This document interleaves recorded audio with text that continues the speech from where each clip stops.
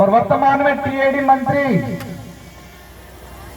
और देखा है मैंने राष्ट्रीय पार्टियों के अंदर टीएडी मंत्री वो बनाया जाता है जो किसी के इशारे पे चलता है, उनको पर्ची पकड़ा दी जाती है और उनसे पढ़वा दिया जाता है। ऊपर माल जी उन्होंने खाली रे बिल्कुल अणा ऊपर माल जाते कि नहीं बोली। भाजपा से ही बिलोंग करते थे, उन्होंने खुद ने कहा था बिल प्रदेश बनना चाहिए, तो बाबूलाल जी आज कौन सी खेत नहीं मिली हो जो आज के रहो नहीं बनना चाहिए।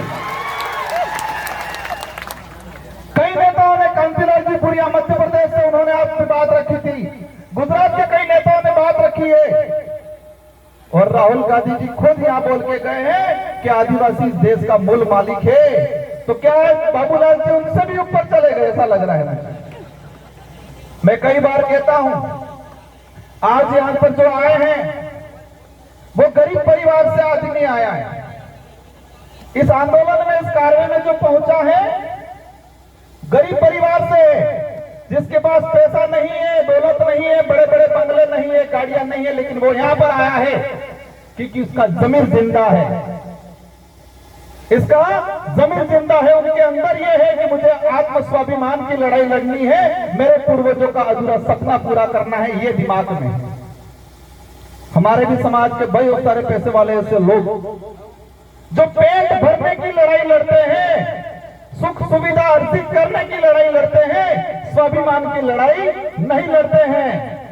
और ना नेशनल पार्टियों को भी हमसे यही दिक्कत है, हमें यही चाहते हैं, हमारे से यही चाहते हैं कि आप सिर्फ भौतिक सुविधा की बात करो, पेट भरने की बात करो, सरकारी गेहूं की बात करो, आप अधिकार और जल जंगल जमीन की बात मत करो, ये चाहते हैं वो लोग। हम सिर्फ 2 रुपये गेहूं की बात करेंगे, हम रोटी कपड़े मकान की बात करेंगे। अगर यही बात करते हैं तो किसी पार्टी वालों को हमसे दिक्कत नहीं है, लेकिन हम जल जंगल जमीन की बात करते हैं उनको दिक्कत हो जाती है। हम धर्म की बात करते हैं उनको दिक्कत हो जाती है, और धर्म की बात करते ही पूरे आग बबूला हो जाते, पूरा फपड़ जाते हैं ये लोग। फपड़ते नहीं फपड़ते, मदन दिलावर जी फपड़ गए थे, लेकिन आज पता था मानगढ़ की धरती पे आदिवासी समुदाय एकजुट हो रहा है, और उनकी पार्टी का ऊपर से प्रेशर था, और 2 महीनों बाद उनको कहना पड़ा कि मैं खुद आदिवासी हूं, मेरे पापा दादा सीतामाता अभ्यारण्य में रहते थे, ये बोल के चले गए। प्रतापगढ़ वाले साथियों, खोजना पड़ेगा उनके बाप दादा सीतामाता अभ्यारण्य में कहां रहते थे, क्या वो भी झूठ बोला है कि नहीं बोला, इस पे भी अब जांच कराएंगे हम लोग। इनको छोड़ने वाला नहीं है। उस कौम को छेड़ा तुमने, जिस कौम ने अंग्रेजों से लोहा लिया, मुगलों से लोहा लिया, राजा रजवाड़े से लोहा लिया, ये बात अलग है। हमारा समुदाय भोला है, सीधा है, हम दयालु है। उसी बात का कई लोगों ने हमारे साथ फायदा उठाया है, लेकिन अब वक्त नहीं रहा, हम चतुर हो गए हैं, सावधान हो गए हैं। अब ये लड़ाई लड़ने वाले हम सिर्फ नेता एमएलए एमपी बनाने तक सीमित रहने वाले नहीं है। जिस तरह गोविंद गुरु महाराज का भक्ति के माध्यम से बिलराज कायम करने का उद्देश्य था, इसी तरह हम भी हमारा एमएलए एमपी बनाने के माध्यम से बिलराज कायम करने का हमारा जो लक्ष्य है वो पूरा करने वाले हैं। मैं इस कमांडाल में विराजमान सारे साथियों से अनुरोध करना चाहूंगा, हम यहाँ पर आ गए, तालियां बजा दी, हमने 1-2 सेल्फियां ले ली, इंस्टाग्राम पे चढ़ा दिया, वहां तक सीमित नहीं रहना है। सबसे पहले हम सबको मजबूत होना है, और मजबूत दिमाग से होना है। क्योंकि कई बार हम कहते हैं आंख से अंधा है, कानों से बहरा है, इसको हम समझा सकते हैं, लेकिन दिमाग से अंधा है, उसका इलाज नहीं हो सकता है। आंख से अंधा है, कानों से अंधा बहरा है, पैर से विकलांग है, हाथ से विकलांग है, उसको हम रास्ता दिखा सकते हैं, वो बात मान लेगा। लेकिन जो दिमाग से विकलांग है, उसका इलाज नहीं है। तो हमारे आसपास भी ध्यान रखना है, दिमाग से विकलांग कौन है।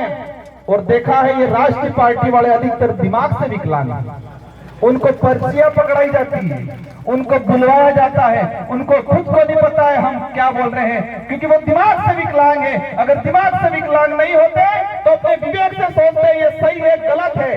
बाबूलाल जी आज कह रहे हैं लेकिन उनको यह नहीं पता कि नंदलाल जी मीणा खुद चाहते थे बिल प्रदेश बनना चाहिए, और कई बार उन्होंने यह स्टेटमेंट दिया गया क्योंकि वो दिमाग से विकलांग।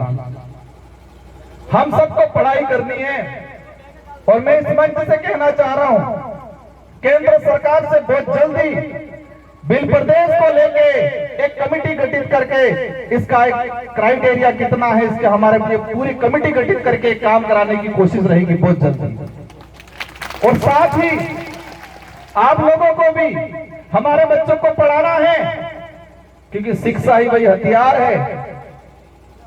अब गोलियों से या बंदूकों से या तीर कमान से काम हमारी कल्चर से जुड़ा रहेगा, वो अब लड़ाई कलम से लड़ी जाएगी।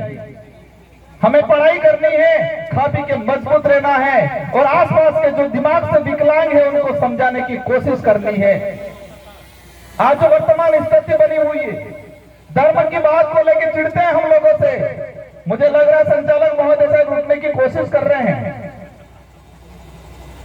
इन लोगों की पॉलिसी है धर्म के नाम से लड़ाओ, लेकिन हमें ध्यान रखना है, हमें धर्म के नाम से नहीं लड़ना है, न धर्म के लिए लड़ना है।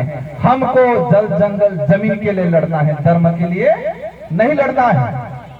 आदिवासियों को आदिवासियों से खत्म करने की नीति अपनाई जा रही है, आदिवासियों को आदिवासी से खत्म करने की नीति अपनाई जा रही है,